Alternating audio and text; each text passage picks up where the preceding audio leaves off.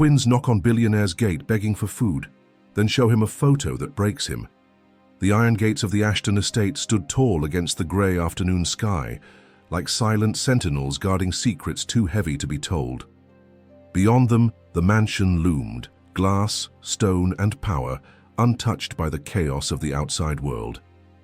Inside, Ethan Ashton, 35, billionaire tech mogul and notoriously private, paced his office, staring at spreadsheets that couldn't quiet the storm inside his chest. He hadn't slept much since his mother's funeral the week before. She was the only one who had ever known how to soothe the ache of everything he lost. Outside, two small figures approached the intercom with hesitant steps. Their identical coats were too thin for the early winter chill, and their shoes were scuffed, damp. 8-year-old twins, their blonde curls wild from the wind, their cheeks pink with cold. One clutched a plastic bag with what little they owned, the other a folded photo worn from too many hands. They looked at each other. The older by minutes twin nodded. "Do it," she whispered. The younger one reached up and pressed the button. Inside the mansion, the butler, an older man named Charles, blinked as the intercom buzzed. He clicked the screen. At first, he said nothing. Then he leaned closer. "Sir," he said carefully into the office, "there are 2 young girls at the gate. They say they're hungry." Ethan didn't look up. "Call security." "I would, sir, but you need to see this." Reluctantly, Ethan followed Charles to the monitor. He squinted. 2 kids, filthy and trembling. He was about to wave it off when one of the girls held something up to the camera. It was a photograph, barely visible through the glare of the sun. For a second, Ethan leaned in. Then his body froze. No, it couldn't be. He grabbed the controls and zoomed in. The photo was old, faded, but unmistakable. His breath caught in his throat, his own face, 10 years younger, smiling with a woman on the beach. She was holding a newborn. No, 2. The woman, her hair, her eyes. "Where did they get that?" he whispered. Charles said nothing. Without another word, Ethan turned and stormed toward the entrance. His pulse thundered in his ears, and for the first time in years, his perfectly controlled world felt like it was slipping between his fingers. At the gate, the twins waited in silence, their hands clenched together. The gates creaked open. Ethan stepped into view, a ghost of the man in the photo, now older, sharper, haunted. He looked at them, really looked. Their eyes, hazel, like hers, the shape of their jaw. One had his nose. He stopped a few feet away. "Who are you?" he asked, his voice breaking before he could stop it. The younger twin opened her coat pocket and handed him the photo. "She told us to find you if anything ever happened," she said quietly. "She said you were our dad." Ethan stared at the photo in his hands, his fingers trembling. The beach in the background was one he hadn't stepped foot on in nearly a decade, Amalfi Coast, Italy. He remembered that summer with piercing clarity now. He had met her there, Sophia, a whirlwind of a woman with laughter like sunlight and secrets she never fully shared. They had spent 3 weeks together before life, his company, his ambition, pulled him back to New York. They hadn't spoken since, and now 2 girls stood in front of him, looking up at him with the same wary eyes Sophia used to get when she didn't trust someone. One of them hugged her arms, teeth chattering. The other just stared at him, unblinking. "You're cold," Ethan muttered, suddenly snapping out of his daze. "Come in. You can't stay out here." The older twin hesitated. "Only if you're not mad." Ethan opened the gate wider. "I'm not mad, just confused." They stepped through slowly, the younger one still clutching the photo like it was sacred. Ethan couldn't stop glancing at them, at the symmetry in their movements, the familiarity in their features. His head spun with the weight of it. Could it be true? Could they really be his? Inside the foyer, the warmth enveloped them, and Charles returned with thick blankets and hot cocoa. The girls sat side by side on the edge of the leather couch, knees pulled to their chests. "What are your names?" Ethan asked, sitting opposite them. "I'm Lila," said the older one. "And I'm June," added the younger, sipping her cocoa carefully. We're 8.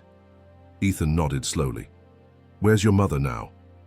Their eyes darkened in unison. She's gone, June whispered. Gone where? Lila looked away. He took her. Who? The man she was hiding from, June said. He found us last week. Mama told us to run. She told us to find you. Ethan's jaw tightened. Who was she hiding from? June's lip quivered, but Lila reached for her hand, squeezing it. She said he was dangerous, Lila replied. She wouldn't tell us more. Just that if anything ever happened, we had to find the man in the photo. You. Ethan leaned back, overwhelmed. This couldn't be real. But their eyes, their voices, the photo.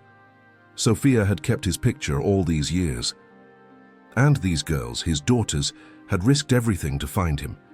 His mind raced through timelines, possibilities, every choice he had made since leaving Sophia behind. What's your last name? He asked quietly. We don't have one, Lila said. Mama never put anything on paper. She said names can be tracked. June nodded. We've always just been Lila and June. Ethan felt something crack in his chest. How had he not known? How had he gone on with his life while they were out there hiding? Lila looked up at him, her voice barely audible. Will you let us stay? Ethan couldn't speak right away. He just looked at them, these two little girls who claimed to be his daughters, whose lives had been shaped by fear and secrecy. His throat felt tight, and every instinct in him, the ones he had buried under years of business deals and isolation, screamed to protect them. Yes, he finally said. For you can stay, as long as you need. June leaned into Lila, her eyes wide with cautious relief. Lila gave a tiny nod, like she had expected a fight, but was ready for one if it came. Charles, watching from the corner of the room, cleared his throat. Shall I prepare the east wing, sir? No, Ethan replied, his eyes still on the girls. Put them in the guest rooms next to mine. And get a doctor here, someone who works with kids. Lila straightened.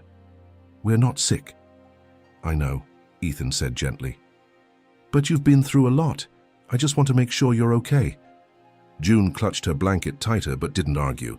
That evening, as the twins took warm baths and Charles brought out soft pajamas that hadn't been touched in years, Ethan sat at his desk, staring at the photo again. His fingers traced the image of Sophia's face. How had she kept this from him? Why hadn't she reached out? Why had she gone into hiding? He pulled open his drawer and took out his private phone, one he rarely used. His fingers hovered over the screen before dialing a number he hadn't touched in nearly a decade. It rang twice. Ethan? The voice on the other end was low, cautious. Victor, Ethan said. I need you to find someone. Her name was Sophia. She had twin girls about 8 years ago. I need everything you can find, discreetly. A pause. You think they're yours? I don't think. I know. Victor sighed. I'll start digging. Ethan hung up and looked out the window. Snow had started falling, soft and slow. The mansion felt different now, less like a fortress, more like something waiting to be filled. For the first time in years, it wasn't just his echo that filled the halls. Later that night, as he passed by the guest rooms, he heard whispering. He stopped outside the door and listened. Do you think he's really our dad? June asked. He has to be, Lila whispered. Mama said she trusted him. But what if he sends us away? There was a pause. He won't, Lila answered. I saw his eyes. He was crying. Ethan closed his eyes, pressing his palm to the wall. He didn't want to cry, not now, not when they needed strength. But something inside him was crumbling, regret, guilt, and something deeper, warmer. The next morning, he made a decision. He would find out the truth. He would protect them, and he would find whoever had forced Sophia to run. The next day dawned pale and cold, sunlight filtering through the mansion's vast windows like threads of gold. Ethan sat at the breakfast table, staring at untouched toast and coffee gone cold. Across from him, June and Lila cautiously nibbled on fresh croissants, glancing at each other like they weren't sure if the moment was real. Do you like them? He asked, motioning to the food. June gave a shy nod. We've never had this much before. Where did you live before this? Ethan asked gently. Lila answered first. All over. Mama said we had to move a lot so no one would find us. She homeschooled us, June added. She was really smart. She taught us French and Italian and how to hide. Ethan's chest tightened again. A life spent in fear, on the run. For what? He leaned forward, trying not to scare them. Do you know the name of the man she was running from? Lila's eyes darkened. She never said, just that he had money, power, that he would hurt her if he found us. She said he did something bad to her once, June added in a whisper. That's why she left. Ethan's jaw clenched. He didn't need more details. He had enough to understand. Whoever this man was, he had stolen a decade from all of them. And now Sophia was gone. He stood and grabbed his phone. I have to make a few calls, he said, but Charles is here. You can ask him for anything. As he left, the girls watched him go, unsure of the walls between them and the man who might be their father. In his office, Ethan dialed Victor again. I need an update, he said as soon as the line connected. I have a name, Victor replied. Leonardo Voss, European businessman, but no one really knows how he made his money. Sophia filed a police report against him 9 years ago, then vanished. No one's seen her since, until now. Ethan's pulse pounded. Do you think he's looking for the girls? Probably. He's been asking around discreetly. I want surveillance on this house, round the clock. No one gets near them. Already on it. Ethan hung up and stared at the phone. Voss. That name triggered something. An old memory, a whispered rumor from his days in Monaco. A dangerous man cloaked in wealth. Downstairs, Lila peeked out the window. She saw Ethan pacing on the balcony, phone in hand, his jaw set like stone. Do you think he's going to leave us? She asked. June shook her head. I don't know, but I don't want to go anywhere else. Me neither, Lila said. I think he wants to keep us safe. Back upstairs, Ethan made one more call to his lawyer. I need to know what it takes to get legal custody, he said, and a DNA test, quietly. Understood. He ended the call and looked out at the driveway. And that's when he saw the black car parked across the street. Engine running. No one got out. Ethan's eyes narrowed. The car hadn't been there before. It was parked just far enough to seem innocent, yet something about its stillness made his instincts scream. He tapped his phone quickly, dialing Victor again. There's a black sedan across from my house. Plate number is E9F. I'll trace it, Victor cut in. Don't approach. Ethan hung up and stood there for a moment, fingers tight around the phone. Then he turned on his heel and went straight to the living room where the twins were now curled up on the couch, watching a cartoon with wide, cautious eyes. Girls, he said softly, let's move to a different room for now, okay? June blinked. Did we do something wrong? No, Ethan said quickly. I just want you safe.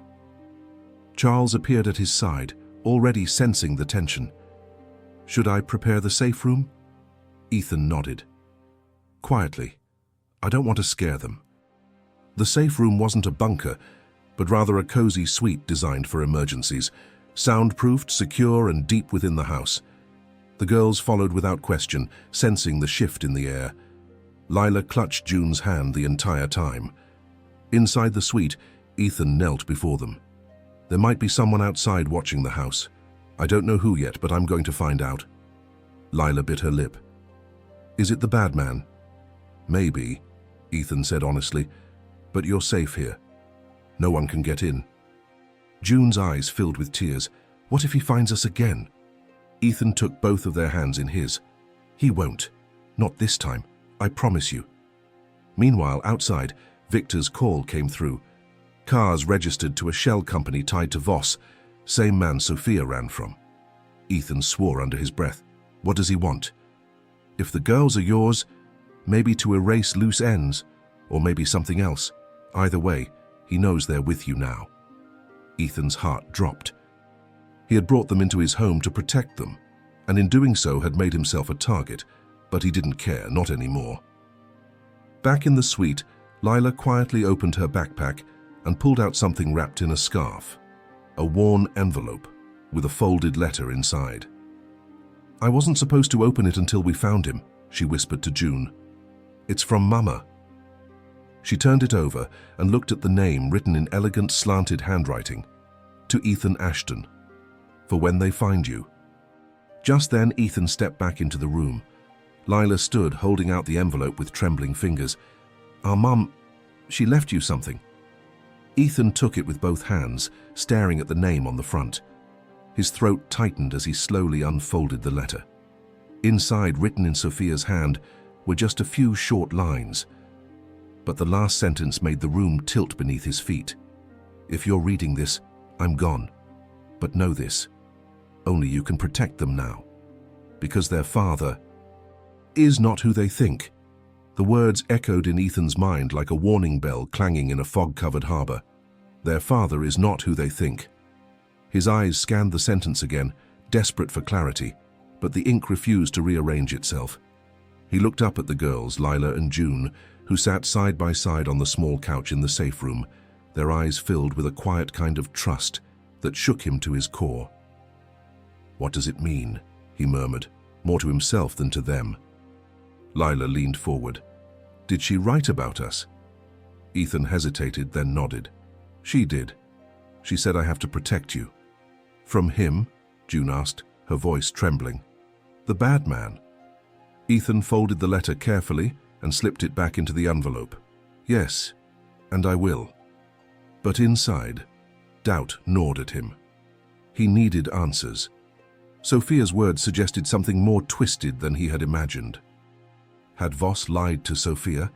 Had Sophia lied to him? Or was there something darker, something he had never considered? Later that day, the DNA test kit arrived by private courier. Charles took samples discreetly, and Ethan sent them off through a secure lab with a rush order. He didn't want to doubt them. He already loved them more than he thought he was capable of, but he had to be sure, for their safety, for theirs and his own. Meanwhile, Victor sent another message. "Voss has gone quiet.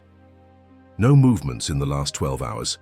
That worries me more than if he'd made a move." Ethan watched the message glow on his phone screen, then turned back to the window. Snow had begun to fall again, soft flakes piling against the glass like tiny whispers. The world outside was cold, but inside something had changed. The mansion was no longer silent. He could hear June giggling faintly as Lila braided her hair in one of the upstairs guest rooms. He could hear the sound of little footsteps echoing in the hall, and yet Sophia's final words refused to leave him. That night, after the girls fell asleep, Ethan returned to his study and opened the envelope again. Behind the letter was something else, tucked away, almost hidden. A second photo. It was grainy, taken from a distance. It showed Sophia holding the girls when they were no older than 2, standing beside another man. Tall, broad-shouldered, with dark hair and a face turned just enough to be recognizable. Ethan's blood turned cold. It was Leonardo Voss. He grabbed the letter again, now searching the back for anything. Any hidden message, any name, any clue. And there, scrawled in almost invisible ink at the bottom, he found one more line. "Forgive me. I had no choice." Ethan stared at the words as if they were fire, and deep in his gut, he felt the truth rising. Sophia had been hiding them. Not just from Voss, but from him too. Ethan couldn't sleep that night. The house, once so quiet it echoed with his every footstep, now pulsed with questions he couldn't answer. The photo burned in his hand, Voss's face etched into the background like a ghost, haunting a memory he never knew existed. Had Sophia lied to him from the beginning? Was it possible Voss was the twins' biological father, or worse? Had something been done to Sophia that she never told anyone about? The possibilities clawed at him like glass under the skin. He paced his study, the fire crackling in the hearth, unable to warm the storm building in his chest. Just after midnight, Victor called. "I ran a deeper search," he said without greeting.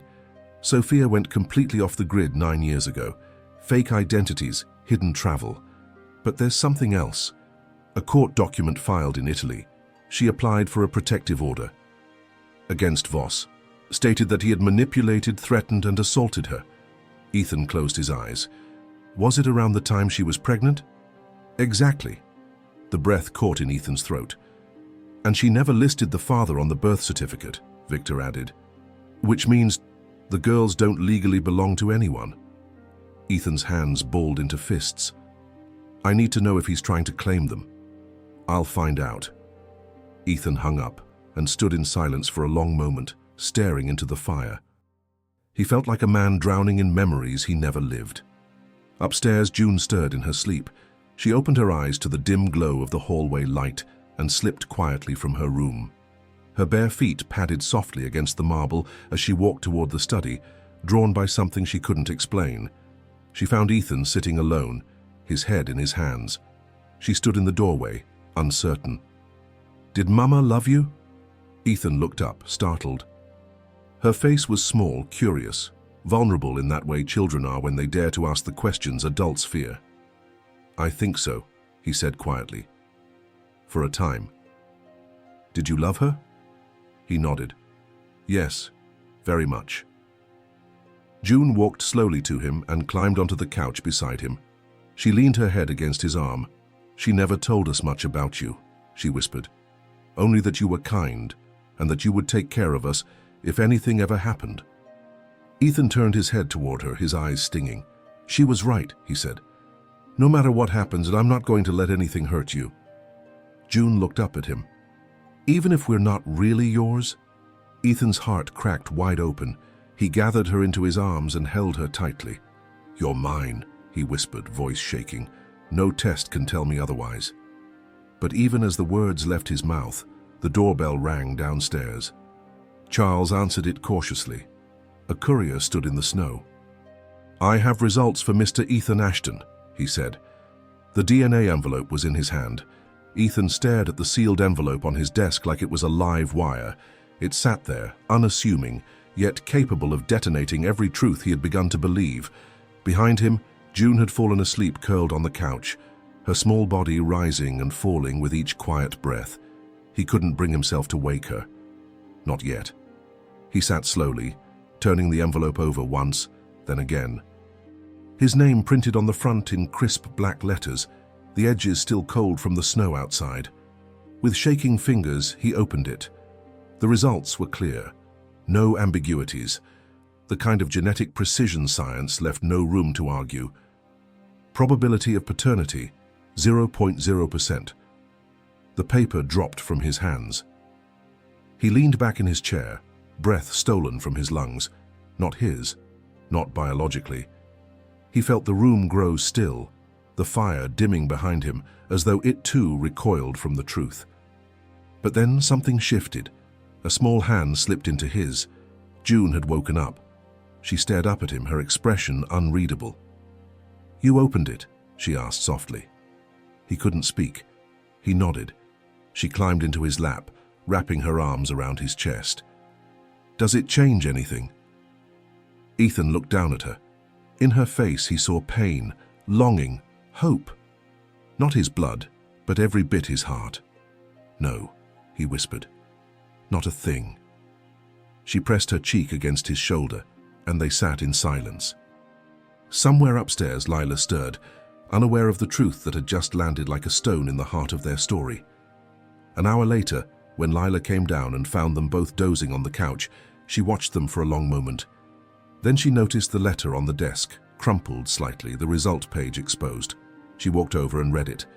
The words hit her like a punch to the chest. She didn't cry. She didn't move. She just folded the paper and slid it back into the envelope, setting it quietly in the drawer. She turned back to Ethan and June and watched them sleep. When Ethan finally stirred, Lila was sitting at the window.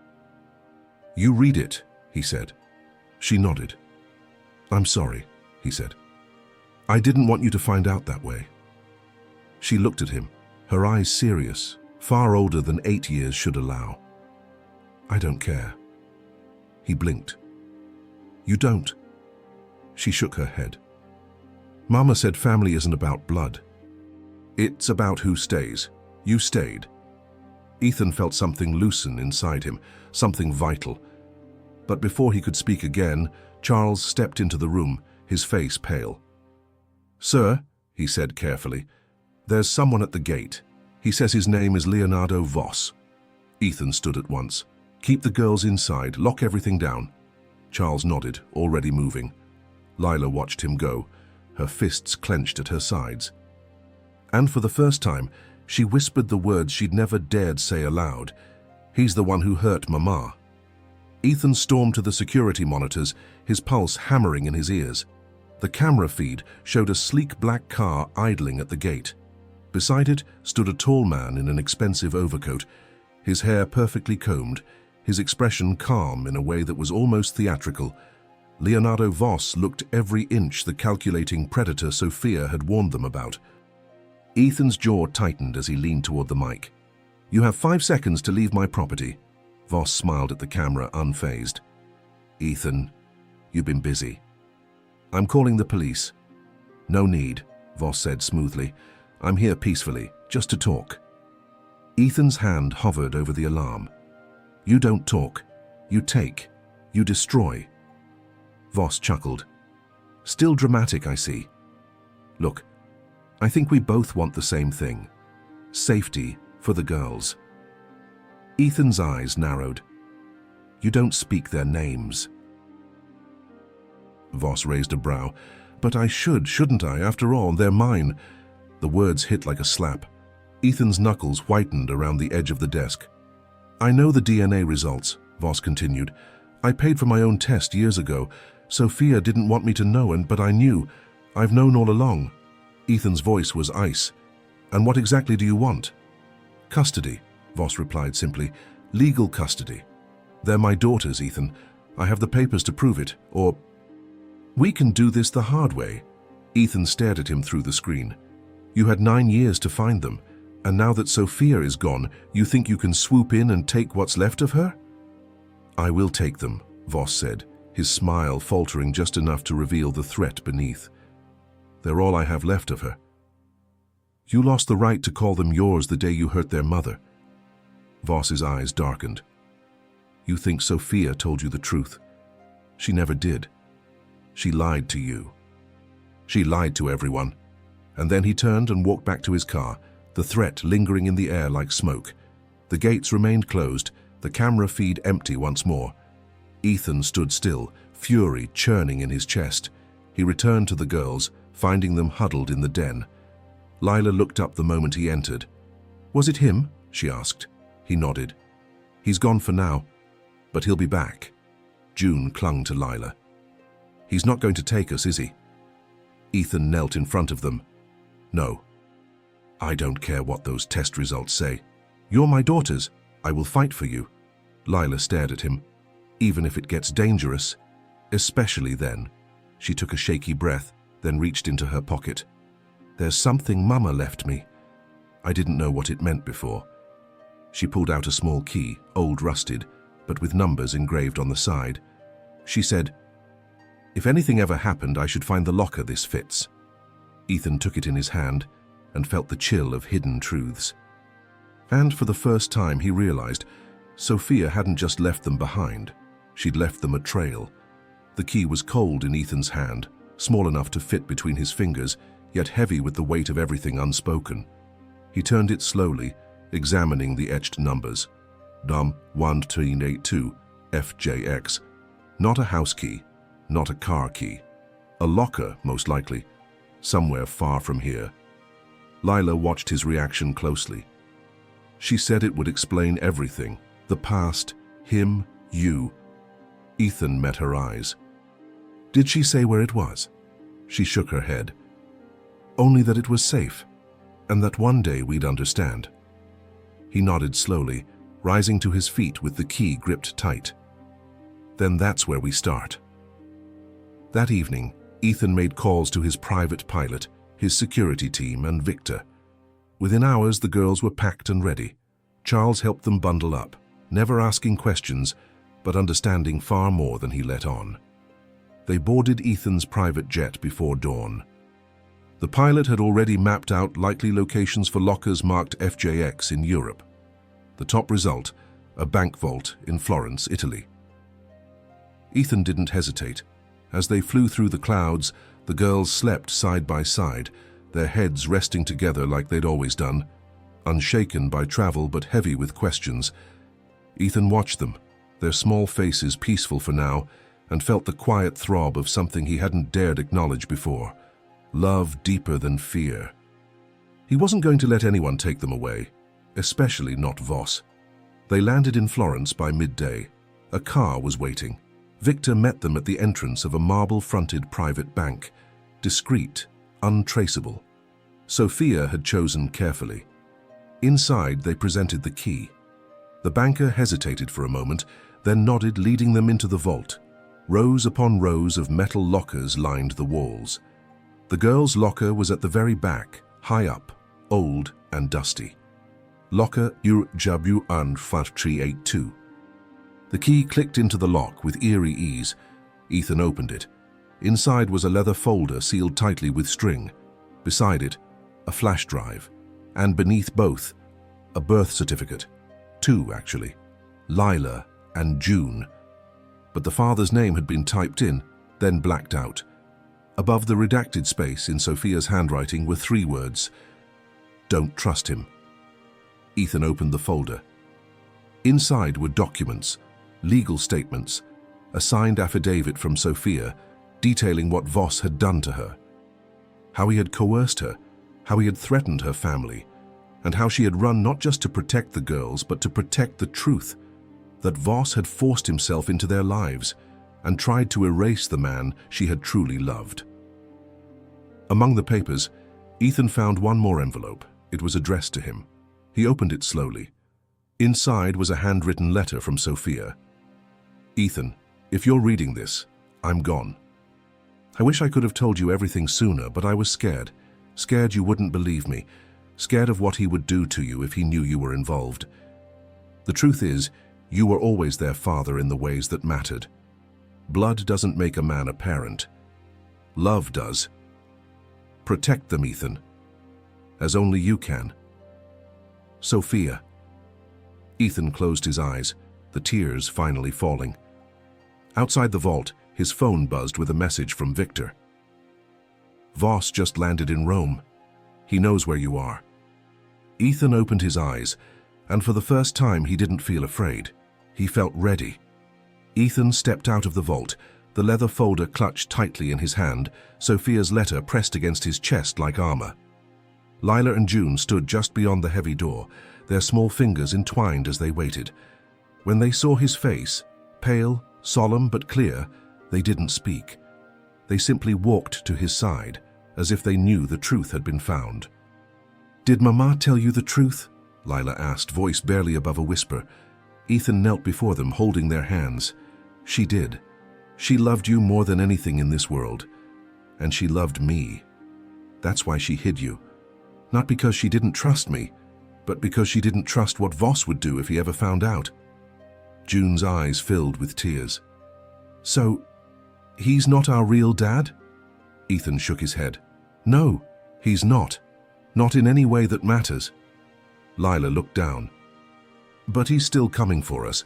Ethan stood, a new strength in his posture. "Let him come." Back at their rented apartment on the outskirts of Florence, Ethan briefed Victor. The security team had doubled overnight, cameras on every floor, private guards rotating in and out, but they both knew it wasn't enough to simply hide.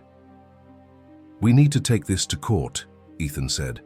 "The documents, Sophia's statement, we file for emergency guardianship and expose Voss." Victor raised an eyebrow.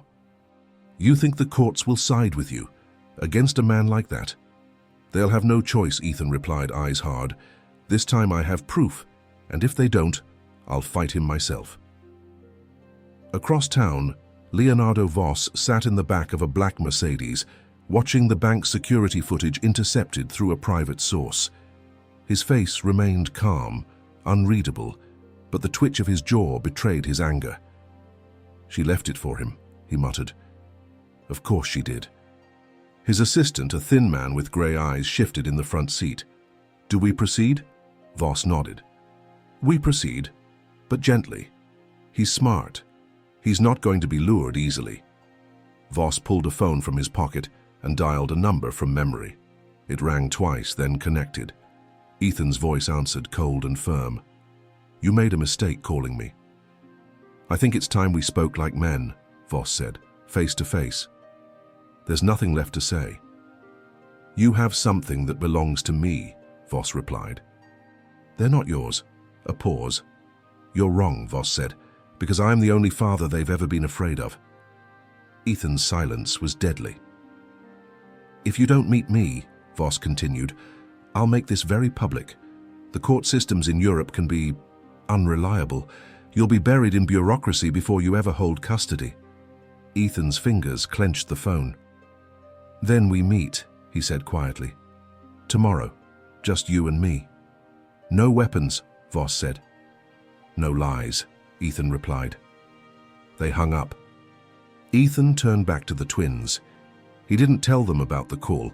He only kissed the tops of their heads and whispered, "I'll be back before you know it." But as he left the room, Lila looked at June and said, "He's going to fight for us." And June whispered back, "We can't let him fight alone." The next morning, Florence was bathed in golden light, the city's old stone buildings casting long shadows down cobbled streets. Ethan walked alone through a quiet square, every step measured, every muscle taut with resolve. The meeting point was neutral territory, a small cafe just outside the city center chosen by Voss. It was public, but not too crowded. Voss always preferred places where fear could be administered subtly. Ethan arrived early and chose a table with full view of the street. He ordered espresso, untouched. His eyes scanned every passing face.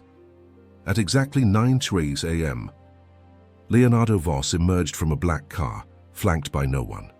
He walked with the confidence of a man who believed he could never be touched. He wore a dark suit, gloves, and a faint smile that never reached his eyes. He sat across from Ethan without speaking. Only after a pause did he murmur, "You look tired." "You look like a man about to lose everything," Ethan replied. Voss chuckled. "You always were dramatic." Ethan placed the folder on the table. Sophia's statement, affidavits, photos, everything. "You come near them again, I take this to the authorities in 3 countries. Voss leaned back. "And you think this makes you a hero?" "I'm not here to be a hero," Ethan said. "I'm here to be their father. Legally, they're still mine." "Legally," Ethan snapped, "you have no ground left to stand on. You've got a history of abuse and intimidation, not to mention the forged paperwork I found in that vault. You forged a paternity claim and buried the original certificates." "That's fraud." Voss's smile cracked for the first time. "I gave Sophia everything, and she ran because of you." "No," Ethan said, voice low and certain. "She ran because she was finally strong enough to break free." Voss leaned forward. "She lied to you, Ashton. She let you believe you were the one. She used you. She used me. Do you really think she was innocent?" Ethan's eyes didn't flinch. "Yes, I do." They stared at each other, the weight of 10 years of pain hovering between them. "You're not going to win this," Voss said. "I already have," Ethan replied. He stood and walked away, leaving the folder behind. It was a warning, a final line drawn in the sand. Voss sat alone for several moments, unmoving, the folder untouched. Back at the apartment, June and Lila paced nervously. "He should be back by now," June said. Lila checked the time. "We shouldn't have let him go alone." Suddenly there was a knock at the door. Not the buzzer. A knock. Charles peered through the peephole. Then he opened the door cautiously. And standing there, pale and trembling, was a woman with the same eyes as the twins, a woman who was supposed to be dead. Sophia. For a moment, no one moved. Charles blinked at the doorway, unable to speak. Lila and June, hearing the sound, rushed to the hall. Their footsteps halted instantly when they saw her. Sophia stood in the threshold, wrapped in a long coat, her face thinner than the girls remembered, her lips cracked, her eyes wide with disbelief and relief. A faint scar lined her temple, fresh but healing. She was trembling, her arms slightly raised, as if unsure whether she was allowed to step forward. "Mama," June whispered. Sophia's lips parted. "My babies." Then, in a rush of movement, Lila and June ran to her, their sobs breaking open the silence. Sophia dropped to her knees, enveloping them both in her arms, tears streaming down her face. "I thought I lost you," she cried. "I thought he took you." "We thought you were gone," Lila choked out. "He told us you were gone." Sophia pulled back just enough to kiss their faces. "He tried, he nearly did, but I escaped." Charles, eyes misting, stepped back respectfully to give them space. "Come in, please. You're safe now." Sophia entered, clutching the girls' hands. The warmth of the apartment, the smell of food, and the sight of their drawings on the wall made her knees buckle. "You've been here? With Ethan?" Lila nodded. "He found us. Or, we found him," June added quickly. "He's been protecting us. He never let Voss near." Sophia's expression softened. "I hoped, I prayed, that if something happened to me, you'd find him." Charles gently offered her water, which she took gratefully. "Where's Ethan now?" she asked, suddenly aware of his absence. "At a meeting," Charles said carefully. "With Voss." Sophia's face drained of color. "No, he doesn't know what Voss is capable of. That man won't fight fair." "We tried to stop him," Lila whispered. "He said he had to protect us." Sophia turned toward the window, her hands trembling. "I have to warn him before it's too late." But before she could reach for a phone, the front door swung open. Ethan stood there, disheveled but whole. Their eyes met, and for a second, everything else vanished. "Sophia," he breathed. She stepped forward, the girls still holding on to her. "You came." He crossed the room, gently pulling her into his arms, careful of her injuries, but unable to hold back the relief pouring from him. "I thought I'd lost you." "You almost did," she whispered. "He locked me away. I escaped through a servant who owed me a favor. I've been hiding in Milan for 2 weeks, trying to get back to the girls." He stepped back, cupping her face. "They're safe now. You're safe now." But then she shook her head. "No, we're not. Not yet." Ethan frowned. "Why?"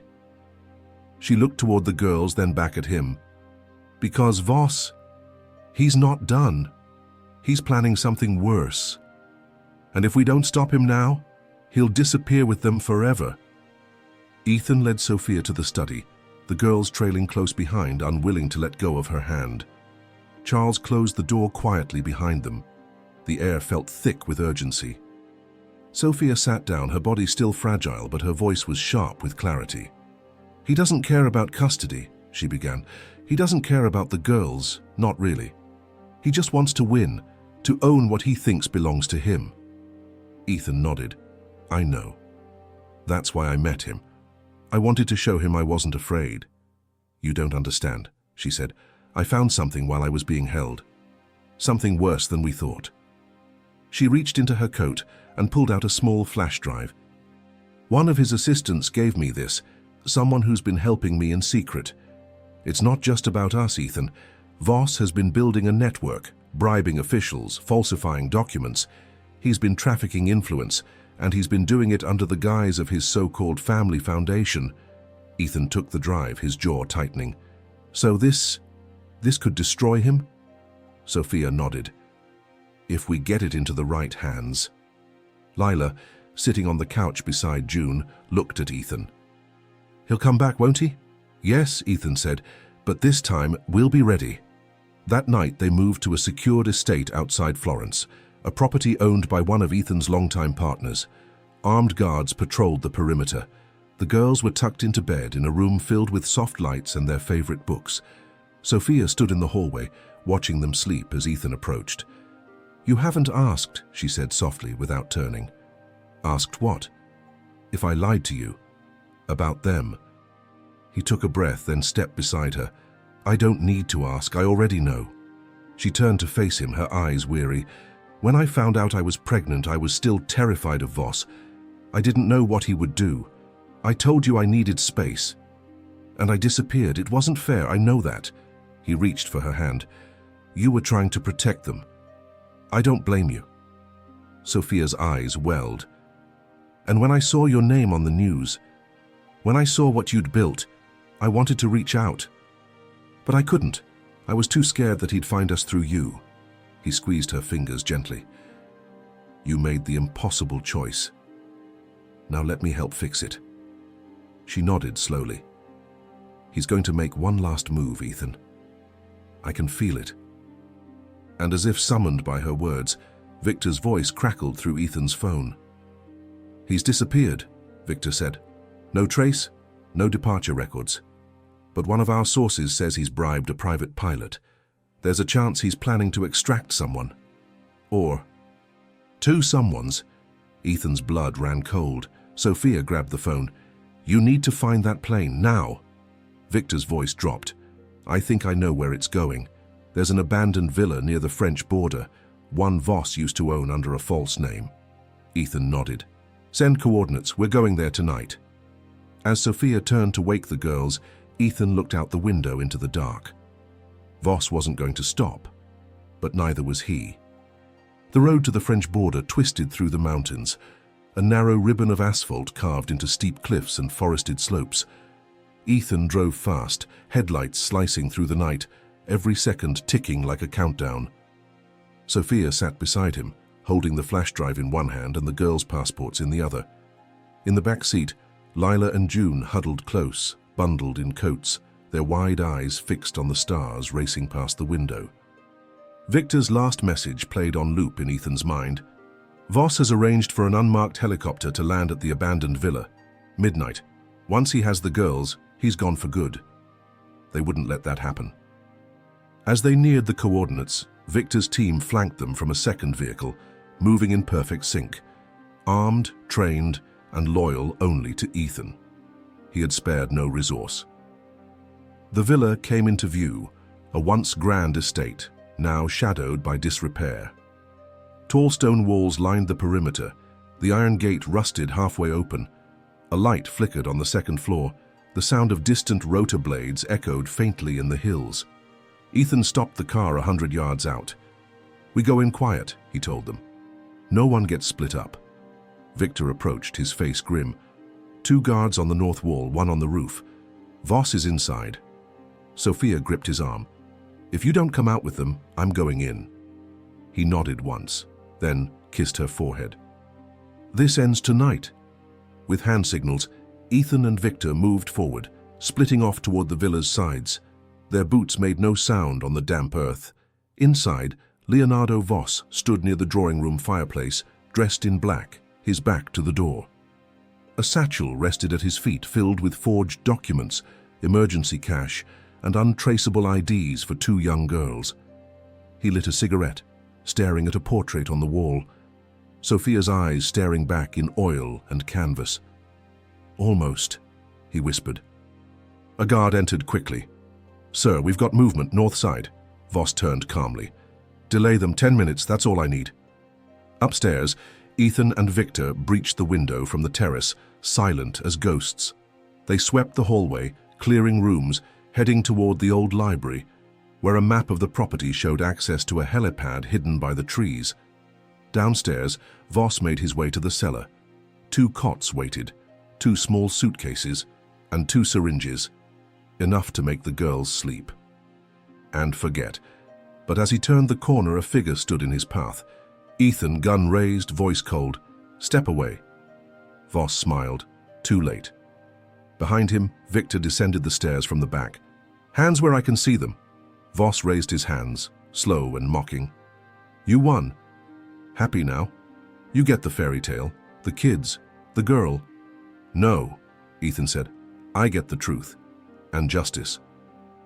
But before they could cuff him, Voss lunged, reaching for the syringes. A shot rang out. Voss dropped to his knees, blood spreading from his shoulder. He laughed through gritted teeth. She'll never stop fearing me. Ethan stepped forward, eyes blazing. Not anymore. And above them, at the top of the stairs, Lila and June stood, watching it all. For a moment, time held its breath. Lila and June stood frozen at the top of the stairs, their small faces pale in the dim cellar light.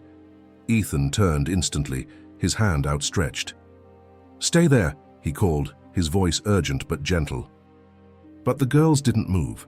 not out of disobedience but from shock.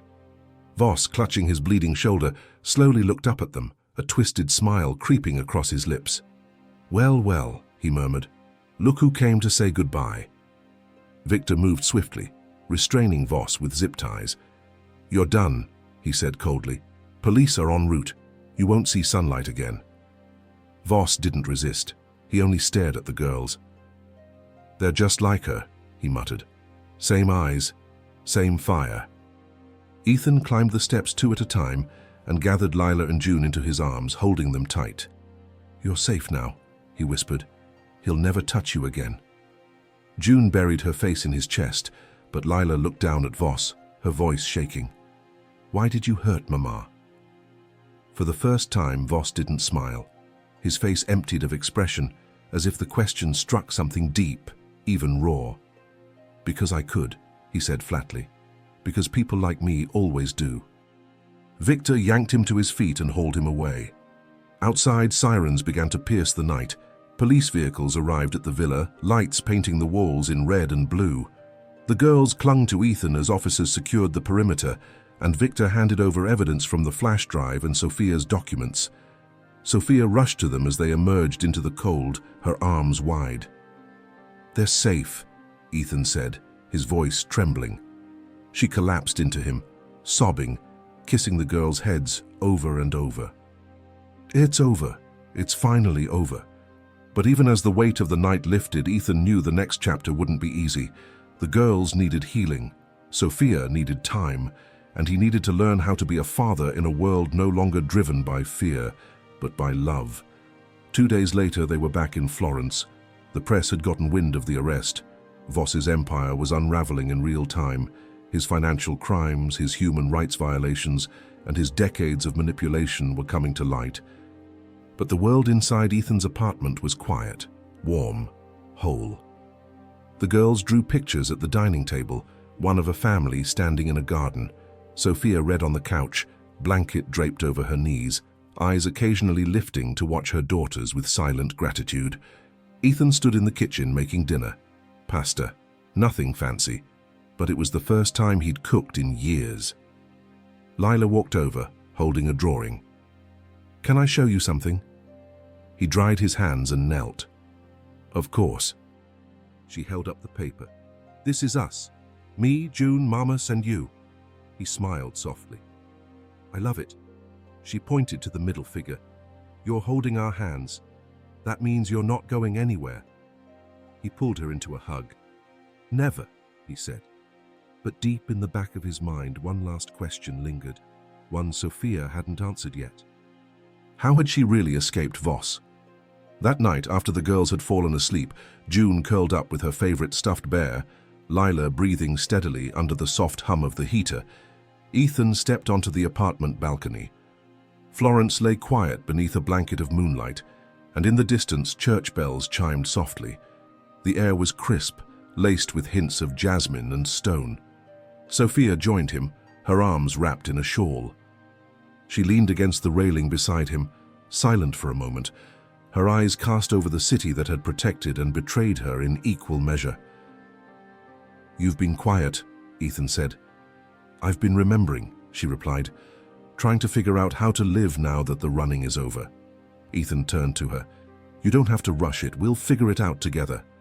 She smiled, but it didn't reach her eyes. "There's something you need to know about how I got away." He waited, patient. Sophia took a deep breath. "The night Voss locked me in that villa, I thought it was the end. He said he was going to disappear with the girls, erase me from their lives completely. I fought, screamed, but no one came." Her hands tightened on the shawl. "But someone was listening," she continued. "A woman, Isabella. She'd worked in his home for years, cleaning, cooking, watching. I never trusted anyone, but she always brought me food when he left. That night she unlocked the door to my room." Ethan's eyes widened. "Why?" "Because," Sophia said, her voice catching, "she lost her own daughter to a man like Voss. She said she couldn't let it happen again." Ethan looked away, the weight of that generosity humbling him. "She helped me escape through a hidden stairwell," Sophia continued. "Told me which driver to trust, which roads were unpatrolled.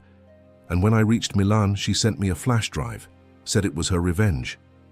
The one with the foundation records? Ethan asked. Sophia nodded. She'd been copying files for years, waiting for the right moment. Ethan exhaled slowly. Is she safe? I don't know, Sophia admitted. She said once I left, I'd never hear from her again.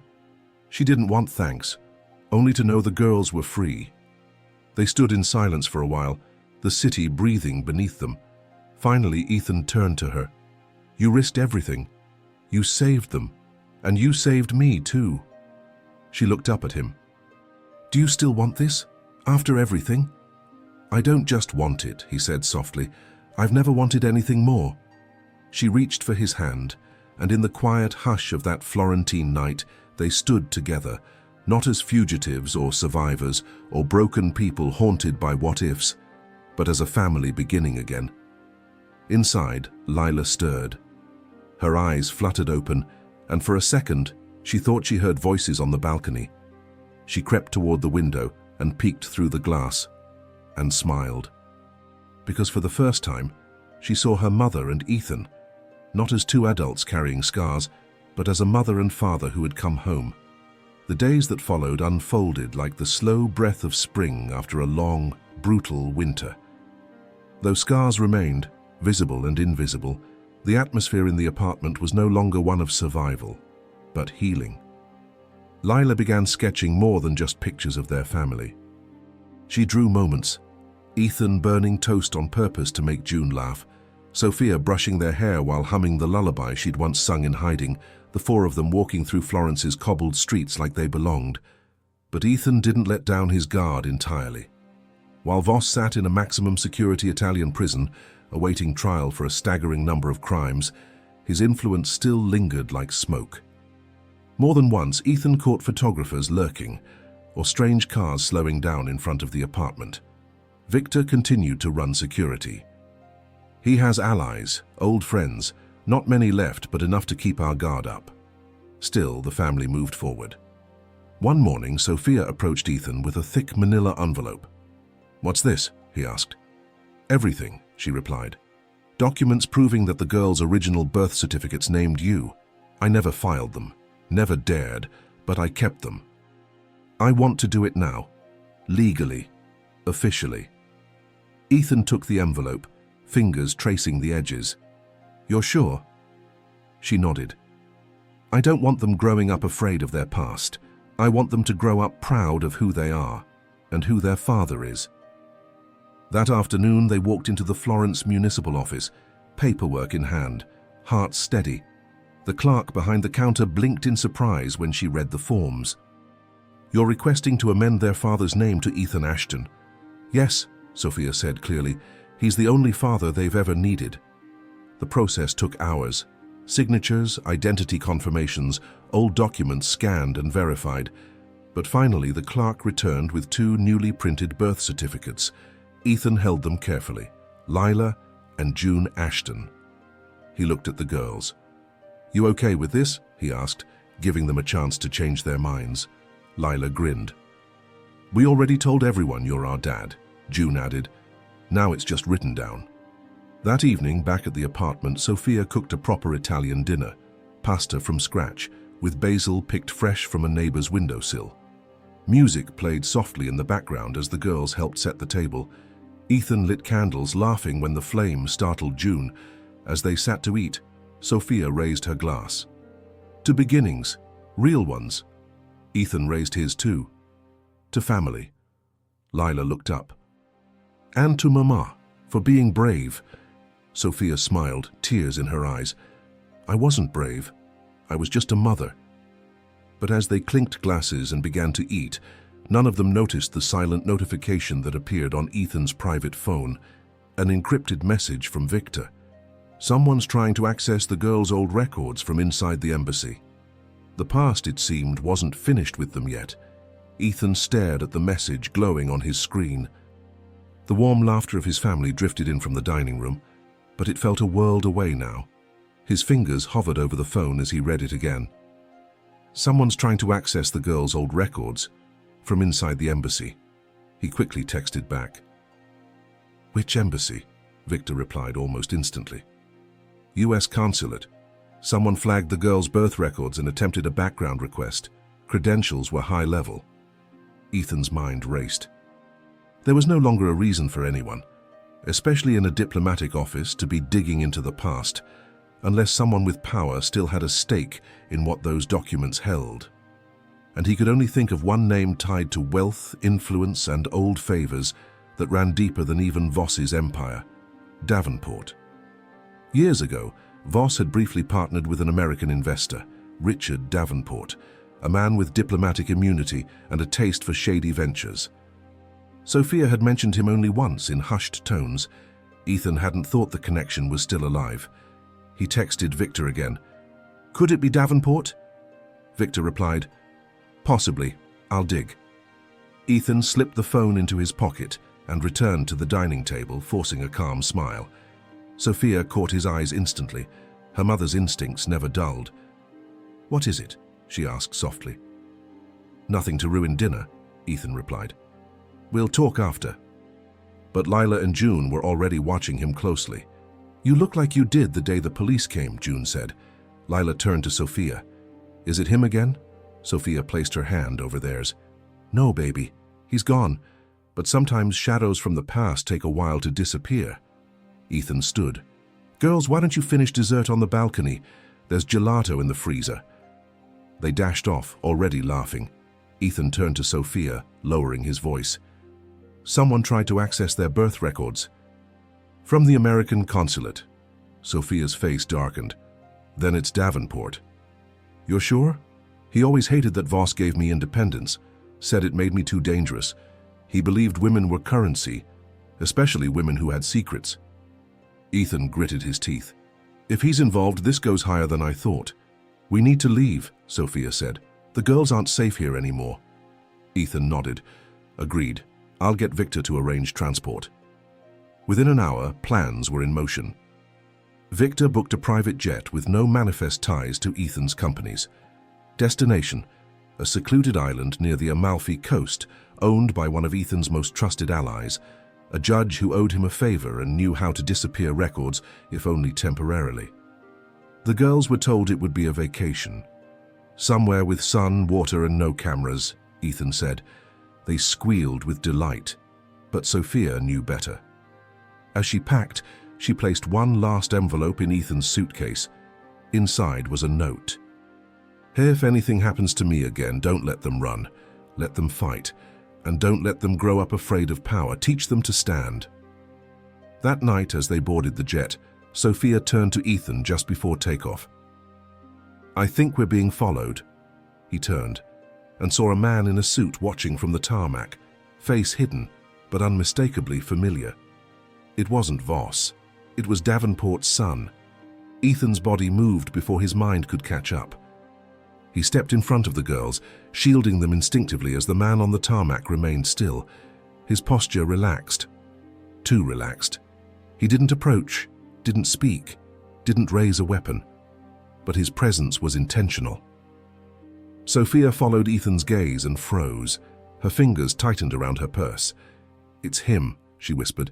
"Noah Davenport." Ethan nodded slowly. He remembered the boy, once a teenager at Voss's private parties, lurking behind his father's tailored suits, absorbing cruelty like it was inheritance. Now, older, sharper, dressed in diplomatic confidence. He had his father's eyes, cold, analytical, void of conscience. The jet's engines began to rumble.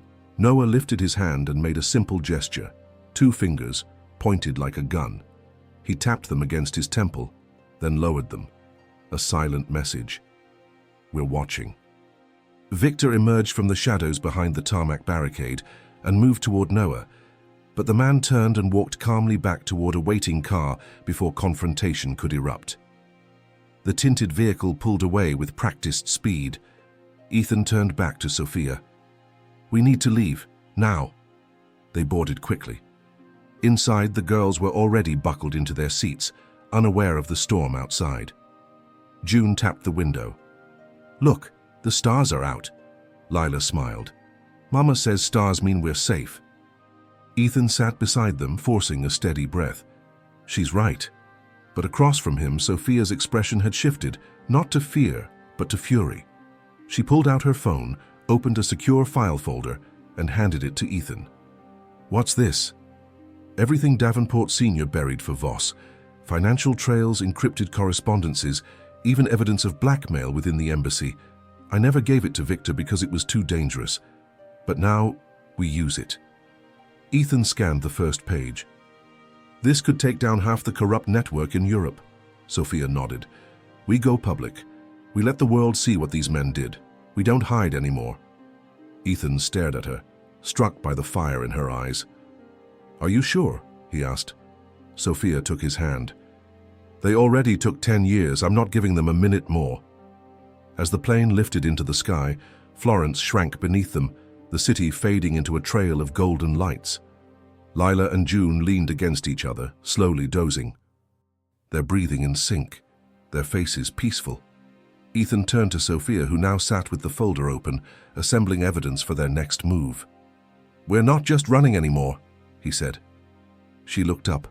No. We're going to war.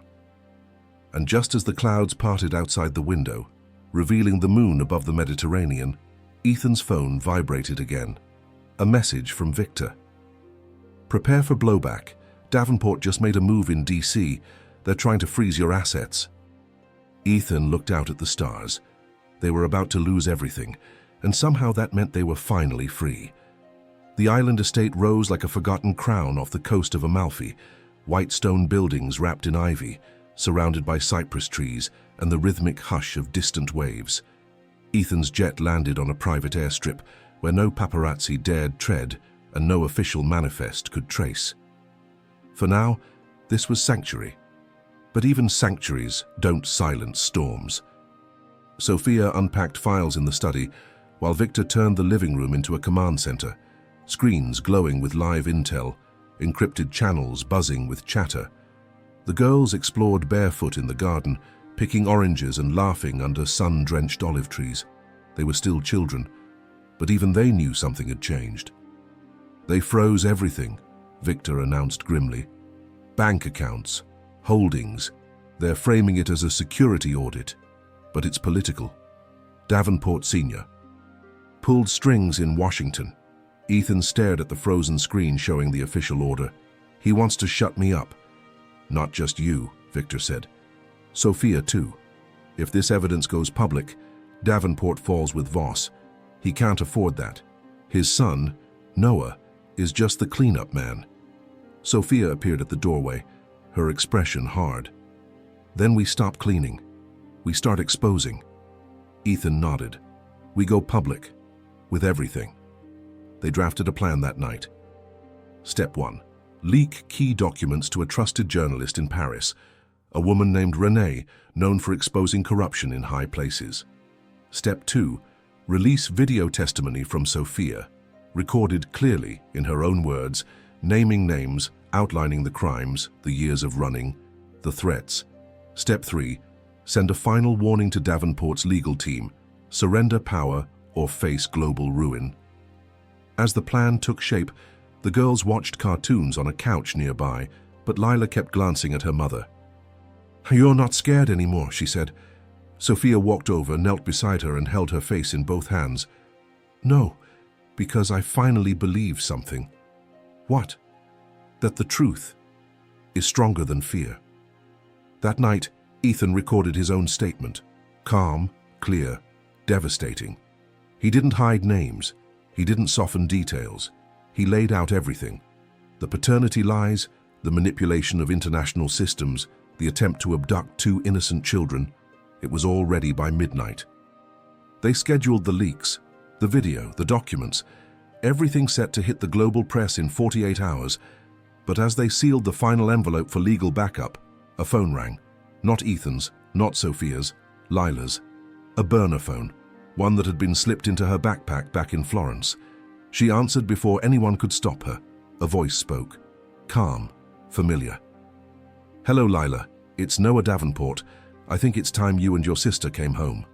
She froze. Sophia lunged forward, grabbing the phone. You stay away from them. Noah's voice didn't change. You can release your little video. The world will rage. For a day, maybe 2, but they won't care in a week. You want to hurt us? Fine. But if you do, the girls will never be safe. Then the line went dead. Lila looked up, her voice small. Why does he sound like he already knows where we are?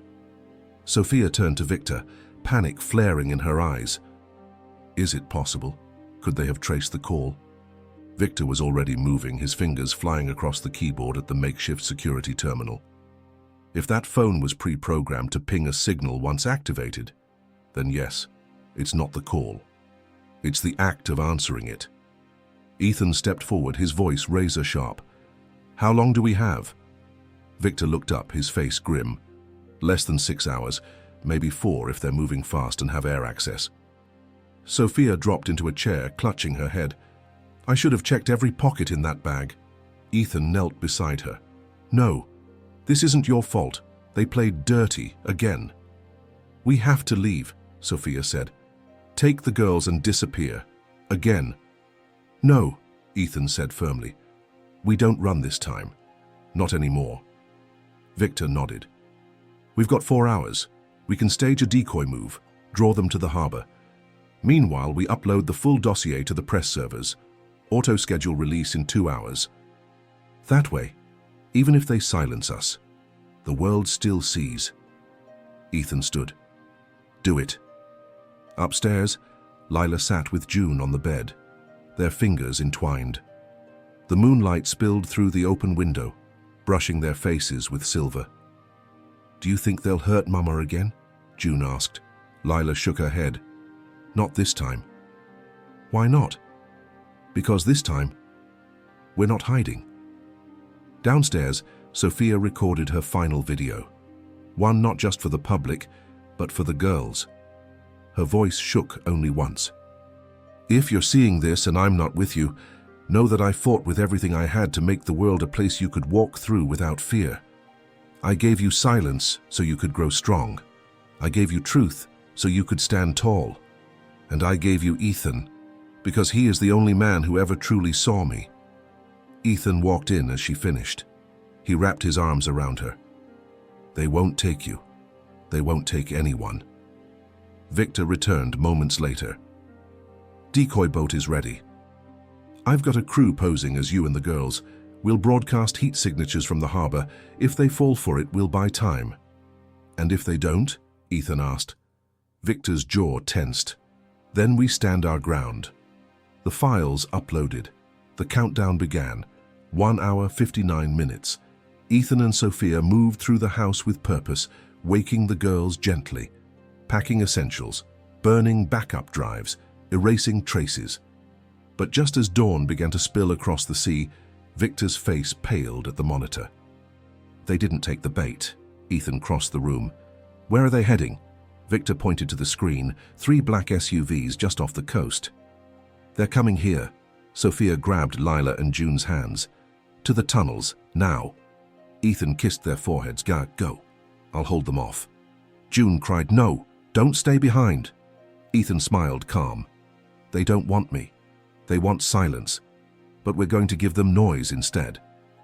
And behind them, the first sound of a helicopter blade broke the morning calm, like thunder. The rumble of the helicopter echoed through the sky as Ethan raced toward the estate's control room. Victor had already begun sealing the perimeter, steel shutters dropping over windows, internal alarms tripping silent alerts to allies across Europe. This wasn't just a breach, it was a siege. They're not coming to negotiate, Victor muttered, loading a handgun. They're coming to erase. Ethan checked his watch. T-minus 1 hour, 32 minutes. If they could hold out that long, everything would go live. Down in the wine cellar, Sophia guided the girls through the tunnel entrance, an old emergency escape route that led down into the hillside, twisting through roots and rock before opening near the cliffs below. You have to keep moving, she told them, no matter what. Lila clutched her hand. We're not leaving without you. You'll see us soon, Sophia promised. But if you don't, keep running, find someone, show them the video, never stop telling the truth. June nodded, tears in her eyes, and then the 3 of them disappeared into the shadows. Back upstairs, Ethan stood at the heart of the house, a single earpiece linking him to Victor. "They've landed," Victor said. "3 men approaching from the front, 2 flanking from the cliffs." Ethan pulled up the surveillance cams. The lead attacker moved with military precision, tactical gear, a comms headset, and unmistakable authority. Noah Davenport. He walked up to the front door like he owned it. Victor's voice came through. "You want to engage or stall?" Ethan took a breath. "Let them in." Victor hesitated. "You sure?" "They want to talk first. They think they still control the board." Victor disengaged the locks remotely. The front doors opened. Noah entered. He wasn't armed, visibly. Just a suit, sunglasses, and the smug calm of someone born into untouchable power. "Mr. Ashton," he said casually, "lovely property." Ethan stood with arms crossed. "You're trespassing. Your accounts say otherwise." Ethan raised an eyebrow. "You came all this way to talk bank balances." Noah took a few slow steps. "No, I came for insurance. You have something that belongs to our family." "They belong to no one," Ethan replied coldly. "Not to Voss, not to you." Noah stopped. "You've uploaded the files, that's obvious. But you know what happens if you go through with it. Governments will panic, allies will disappear, you'll lose everything." "Maybe," Ethan said, "but I'll keep them safe." Noah's jaw clenched. "You don't understand the world we live in." "I do," Ethan said. "I just stopped fearing it." Behind them, Victor signaled through the screen, guards approaching the rear.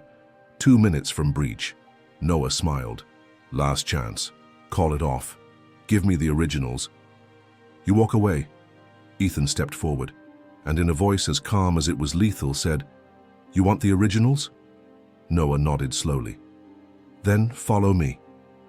And he turned, leading Davenport deeper into the house, straight into a trap. Ethan led Noah through the estate's grand hallway, past rooms once filled with art and laughter, now quiet and wired with security. The 2 men walked in silence, the hum of tension growing louder with each step. At the far end, Ethan pushed open the doors to the old library. The room was dim, lit only by a single lamp on a long oak desk. On it sat a silver briefcase, sleek, untouched. Noah raised an eyebrow. "That's it?" Ethan nodded. "Everything. Originals, backups, full dossiers. But once you touch it, it's over." Noah circled the desk slowly, eyes never leaving Ethan's. "And what's your play here, Ashton? Burn it all before I get a chance to see it?" Ethan smiled faintly. "No. You're going to open it yourself, on camera." A soft beep echoed from the far wall as a hidden panel slid open. A camera emerged, its red light blinking to life. Noah froze. "You're live," Ethan said. "The moment you open that case, a secondary file triggers the full upload. Not just to the press, to the ICC, The Hague, FBI, MI6, every global watchdog you've avoided." Noah stared at him, stunned. "You think you're clever," he said, voice low. "No," Ethan replied. "I think I'm a father." Outside, Victor watched from the control room. "They're in. We've got visual. Noah's team is split. No one realizes the girls are gone." In the tunnel below the estate, Sophia led Lila and June toward the cliff exit. The path grew steeper, the light brighter, almost free. But halfway through, Sophia stopped. She placed her hands on the girl's shoulders. "You go on." Lila turned. "No, Mama, come with us." "I will," she said, "but I have to make sure he doesn't follow." June sobbed, shaking her head. "No, please." Sophia pulled something from her jacket, a small remote with a blinking red light. "The tunnel has a fail-safe," she whispered. "Ethan set it up years ago. If they try to chase us down here, they won't get far." Lila hesitated, then nodded. "We'll wait at the boat." Sophia kissed their foreheads. "Run fast. Don't stop." The girls disappeared through the opening, just as Sophia turned and pressed herself against the wall, eyes locked on the path behind. Upstairs, Noah reached for the briefcase. "You think this will change anything?" "No," Ethan said quietly, "but it'll change you." Noah flipped it open. The moment the latches clicked, alarms across the world did the same. Files flooded international servers. Ethan's phone lit up with notification after notification. Live leak. The Voss Davenport network exposed embassy mole identified in child custody racket family foundation, linked to international corruption. Noah stared at the screen inside the case, stunned. Every file, every document. He turned to Ethan, voice shaking. "You just started a war." "No," Ethan replied. "I ended one." Suddenly, an explosion rocked the floor beneath them. Dust rained from the ceiling. Victor's voice came through the earpiece. Tunnel entrance collapsed. Sophia sealed it. "No, Chase, the girls are safe." But Ethan wasn't smiling, because Sophia hadn't come out yet. "Where's Sophia?" Ethan demanded into the earpiece, heart pounding. Dust settled slowly around him as Victor's voice cracked through the static. "She never exited the tunnel," Victor said. "Only the girls made it out." Noah, still standing beside the open briefcase, suddenly looked unsure, his power, his leverage, unraveling before his eyes. "What did she do?" he asked, eyes darting toward the shaking floor. Ethan ignored him, already racing toward the cellar. He bounded down the stairs 2 at a time, shouting Sophia's name, the walls trembling with the aftershock of the controlled blast. He reached the tunnel entrance, now a pile of rock, dust, and silence. "Sophia!" he called again, voice cracking. "Sophia!" But there was no reply. Victor arrived moments later, dragging equipment and light panels. The charge collapsed just behind the fallback point. It was surgical. She knew exactly where to place it. Ethan fell to his knees at the edge of the rubble. His fingers scraped at loose stone, eyes scanning for any sign of movement, of breath, of her. "Come on," he whispered. "You promised?" Victor placed a firm hand on his shoulder. "She bought us time, bought them time. She knew what she was doing." Ethan stood, fury and grief surging in his chest. "She didn't have to." "Maybe not," Victor said quietly, "but she did it for them, for you." Meanwhile, Lila and June waited at the shore where the escape boat had been hidden. A local contact, trusted by Victor, guided them aboard. They sat wrapped in blankets, silent, eyes locked on the rocky hillside above. "Where's Mama?" June whispered. Lila didn't answer. Her hands trembled around the photo she had clutched the entire journey, a drawing she'd made of their family, colored in soft pencil. She turned to the man steering the boat. "We have to go back." "We can't," he said gently. "Not yet." At the estate, police helicopters began to circle. News vans had arrived before dawn, tipped off by the data leak. Reporters screamed questions through bullhorns at the villa gates. Ethan emerged hours later, his face grim, clothes dust-streaked. He carried a USB drive in one hand, backup of every file now circling the globe. Noah Davenport had been detained by local authorities. His diplomatic immunity was voided the moment the leaks went live. Victor walked beside Ethan. Interpol's opening charges, the UN's calling for an inquiry. Ethan barely heard him. "She's still down there," he said. "Until I see her, it's not over." Victor looked him in the eye. "Then we'll dig." That night, Ethan returned to the cliffs, alone. He sat where the tunnel had once opened, a single lantern flickering beside him. And he waited, hour after hour. Until, just before dawn, a sound behind him. A cough. He turned. Covered in ash and blood, leaning against the stone wall, was Sophia. Alive. He ran to her, catching her just before she collapsed. "You came back," he breathed, cradling her. Her voice was faint but sure. "I told you I wouldn't run this time." And in that moment, broken, shaking, together, they finally knew. The past no longer owned them. The war was over, and the future, for the first time in years, was theirs to begin.